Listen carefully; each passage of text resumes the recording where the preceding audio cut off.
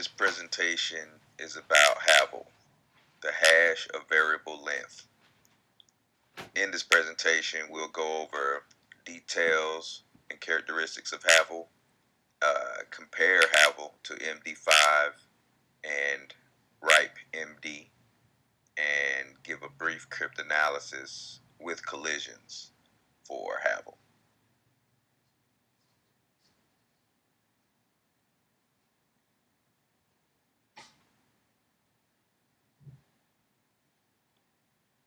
The Haval hash of variable length is a hash function that conforms a message of no particular length into a hash equaling various values of 128 bits, 160 bits, 192 bits, 224 bits, and 256 bits. Haval is an extension of MD5, a variant of MD4, and is made of specifications that permit compensation between efficiency and security. The characteristic of producing hashes at variable length bode well for adding another feature to further secure the hash.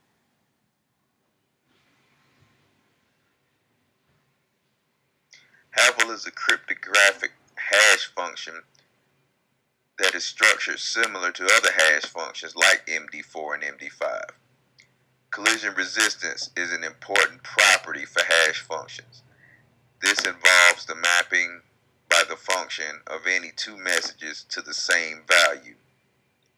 However, Haval collisions can be found in the reduction of two passes, which is below the minimum 3 passes, which are allowed by algorithmic specification.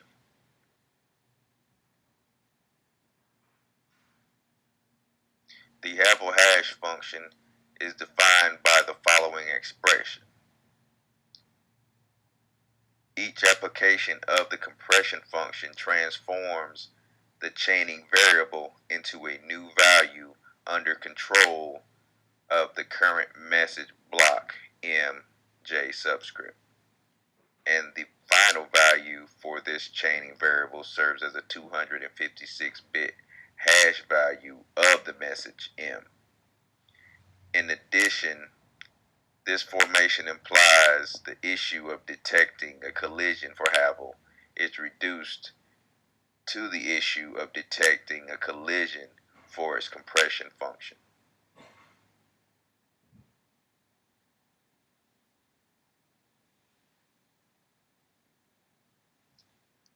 Now we'll talk about MD5 versus Haval. In contrast to MD4 and MD5, Haval allows the computation of hashes of variable length, more specifically the 128, 160, 192, and 224 and 256 bits. This should result in higher security levels as the complexity of a collision finding attack is conjectured to be of the order of 2 nth divided by 2 operations, where n is the number of bits in the hash value. This corresponds to the complexity of a generic birthday attack.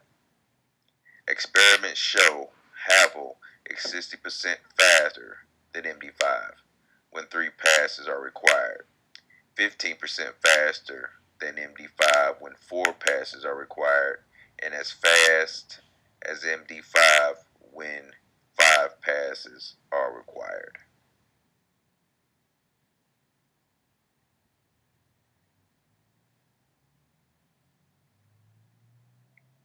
Again, in comparison to MD5, Haval proved to be faster when using passes of 3, 4, and 5. Haval is considerably more superior to MD5. The MD5 algorithm pads the plain text message so that it is a length plus 448 bits and is divisible by 512 bits. A 4-word 128-bit buffer is initialized in order to process the plain text into 16 words, 512-bit blocks. The Havel algorithm produces 128, 160, 192, 224, and 256-bit digests. Havel also processes messages into 1024-bit blocks. This utilizes an 8-word buffer and 3 to 5 rounds of 16 step. And each step is 7 variable nonlinear function.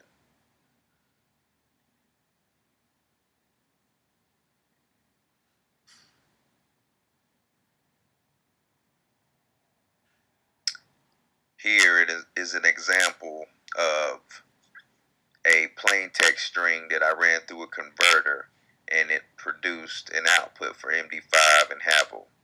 The constant variable string I chose for this is worded, "This is the plain text for conversion." And as you can see in the base 64 for Havel, you have more capital letters than there is in base 64. This helps to create a little bit more difficulty if a brute force was attempted to try to decrypt the base 64 line of each output.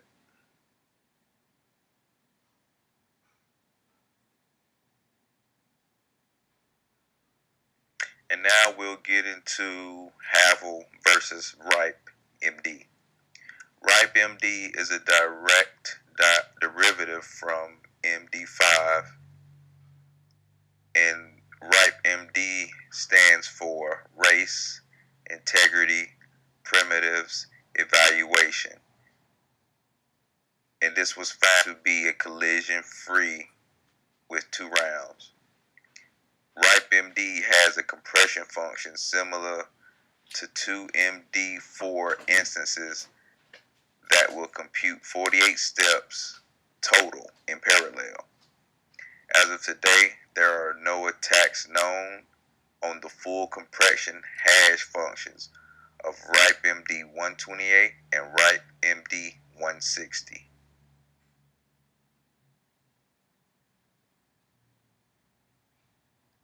And here's a quote from the authors of a book titled Cryptanalysis of Ripe MD.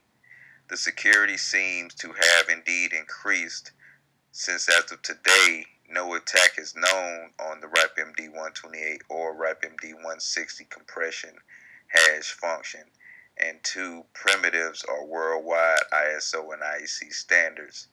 Even though no result is known of the full Ripe MD 128 and Ripe MD 160 compression hash functions yet, many analyses were conducted in the recent years, and a preliminary study checked up to what extent can the known attacks on Ripe MD 0 apply to Ripe MD 128 and Ripe MD 160.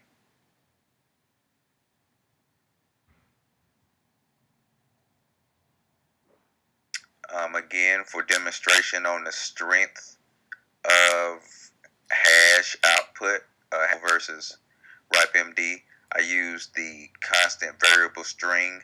This is the plain text for conversion, and converted it to Ripe MD 128 and Ripe MD 160. As you can see in the Ripe MD 128, the base 64 has 2 extra characters added, the plus signs, and that will definitely create more of a challenge to crack this with cryptanalysis.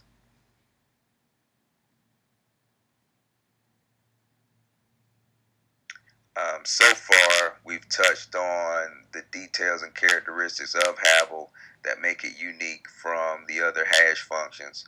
We also compared Havel to MD5, which it is more superior than, and to Ripe MD, which it is not as superior to.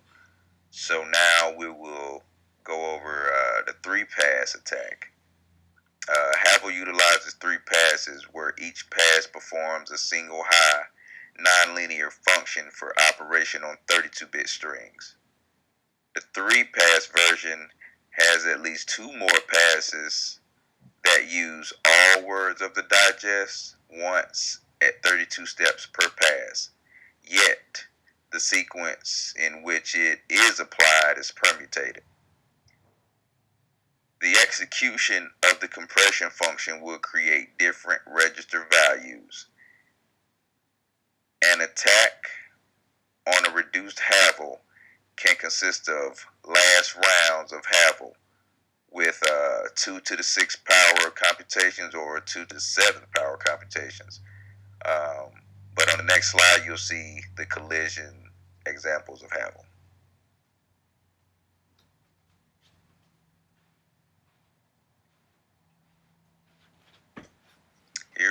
Here is an example of the three-pass attack collision table. Notice the values, the collision values set to the M. The M represents the message, and the H represents the Havel algorithm. And notice that all of the collisions set to the M are the same, but the difference is the Havel algorithm associated with the pairs, and that's where you get the difference in formulation.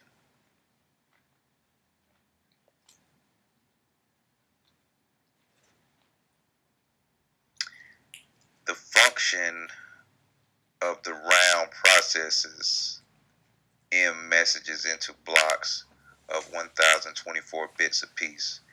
Every 1024-bit block is parsed into 32-bit blocks for processing operations.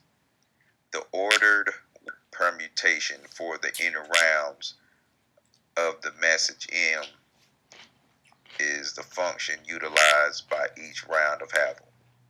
The actual permutation is performed before the function is initiated. The extension of the attack is constrained to the padding rule and predefined initialization vector. This rule forces the last bits of the digest to encipher it. There is no restriction of the last message words of the attacks, and in turn the padding rule poses no issue.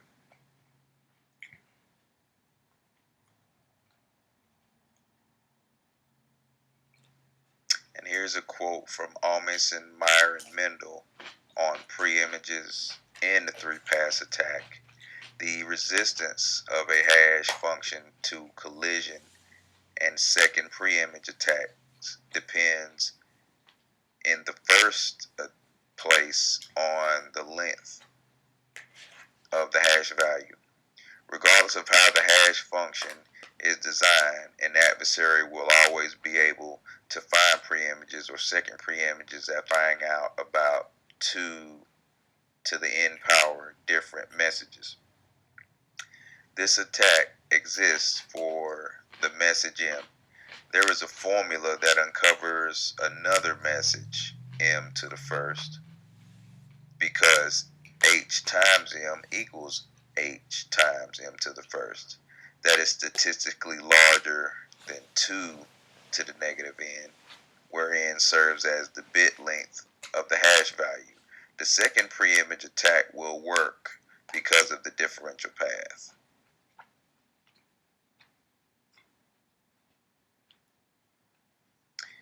If the message does hold true conditions, the message M to the first, which may differ from M at the most significant bit of the digest that has the same hash value. However, this difference can be nullified by the input of the function in the 31st step. This procedure requires one more additional circumstance, which will lead to a total of 8 additional circumstances.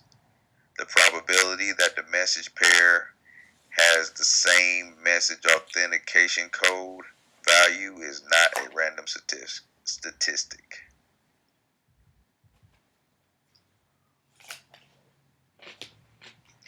In conclusion, we discussed the specifications and characteristics of Havel, the hash at variable length. Havel was designed for security and efficiency. Havel was also proven to be more superior than N5, and Havel was not so much better than Ripe MD. Collisions can be produced in Havel, and Havel can falter under a 3-pass attack.